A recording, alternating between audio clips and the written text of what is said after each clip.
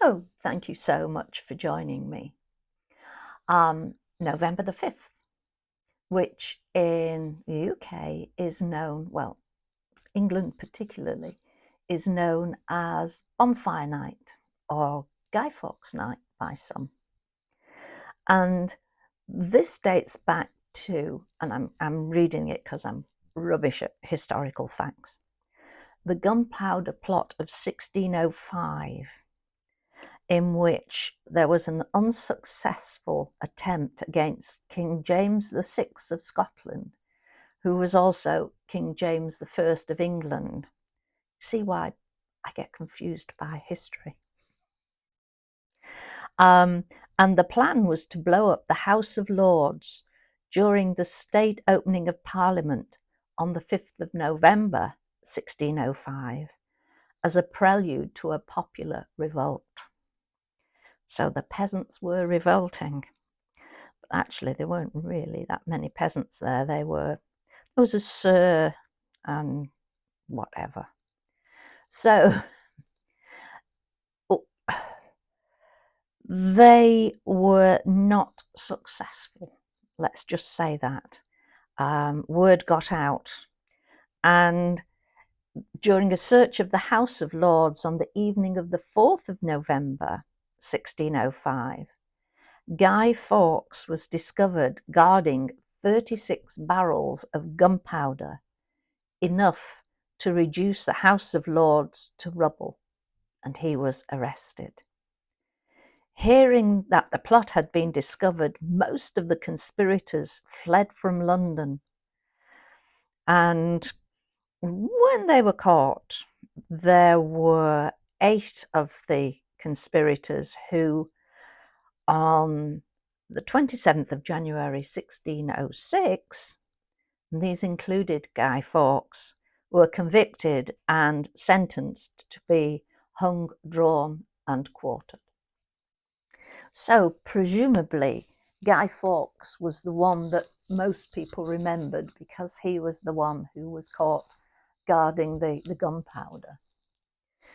So we celebrate with bonfires, which is why I'm by the fire here and Miska's coming to join me. Now don't burn your tail, whatever you do. So as a child, I used to love bonfire night. And in those days, health and safety, what's health and safety?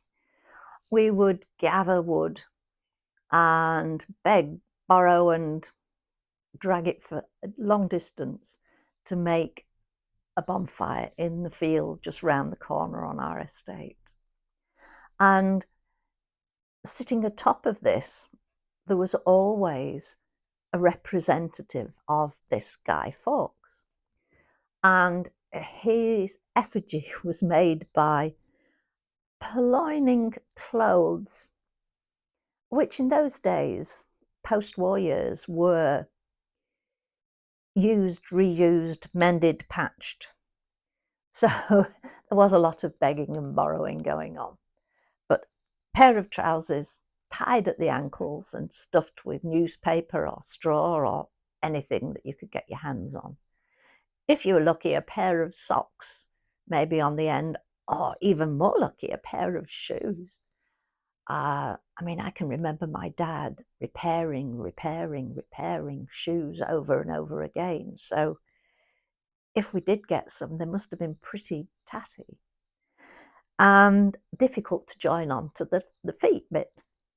So then you had the body, which was either a shirt or a jacket or whatever, a jumper, stuffed and tied. And it was always hard to join the top and the bottom because we just didn't know how to do it. So we would be jamming things into other things.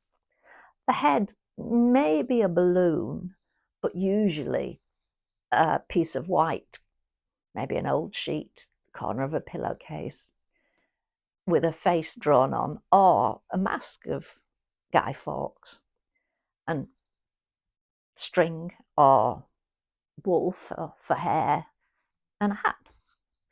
And that was Guy Fawkes, who sat upon the top of the fire. we would go and display him, taking him round to the corner shops in a wheelbarrow, saying, penny for the guy, penny for the guy. And if you were lucky and got a few pennies, then you would go and buy a firework. And I remember, in fact, my dad used to sell fireworks. And so I would be lucky, I would get a box of them and I would have them at home, lid off, lining them up on the rug in front of the fire. See what I mean about health and safety? My parents weren't negligent. They just didn't think about things like that in those days. So apart from the fireworks, which could be whizzing off anywhere, and sparklers that had really hot ends and could quite easily do a bit of damage, we had potatoes.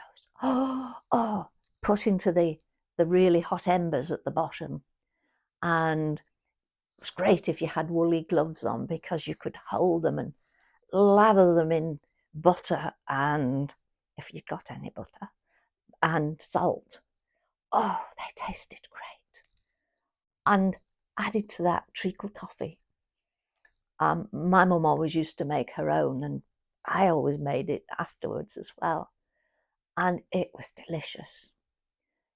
Making it was great fun. You'd make it in a tray and then bash it up and put the pieces into a bag. And I always picked up the little bits that were left. And it tasted absolutely yummy, and your teeth went absolutely black. But you know, you didn't care. When I made it in subsequent years, I introduced a little bit of couth. I think I used to wrap each piece in a piece of waxed baking parchment. So yes, they didn't all congeal, so that if somebody went to get a piece, they brought out a dozen pieces all glued together. So that was how Bonfire Night used to be celebrated. But then we've gone to more formalised, in many cases, where there are official bonfires. And they're beyond where the people are watching. But fireworks, I live in a village, but the fireworks were going Friday night, Saturday night.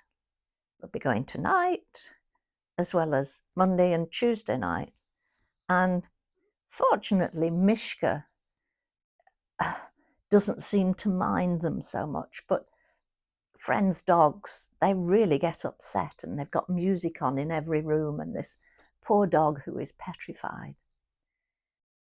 So the best fireworks I've ever seen were at Blackpool, and I'd never heard of this. I mean, Blackpool is well known for its illuminations, but they aren't of the firework types usually. They are lights, and I presume LEDs now.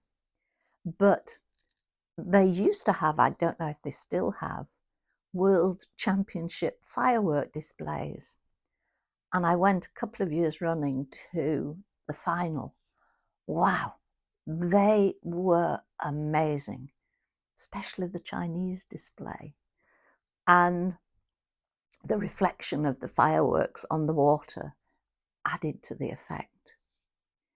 So that was grown-up fireworks, but far different from when we were children and had a bottle and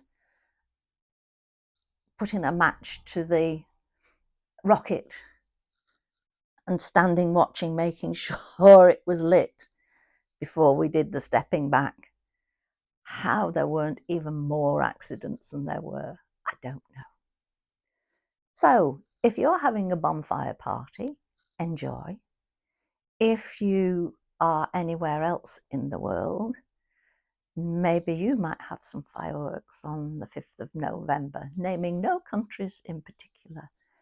These might be celebratory fireworks or metaphorical fireworks. I will rest my case there. So thank you for joining me and take care. Speak to you soon. Bye for now. Bye.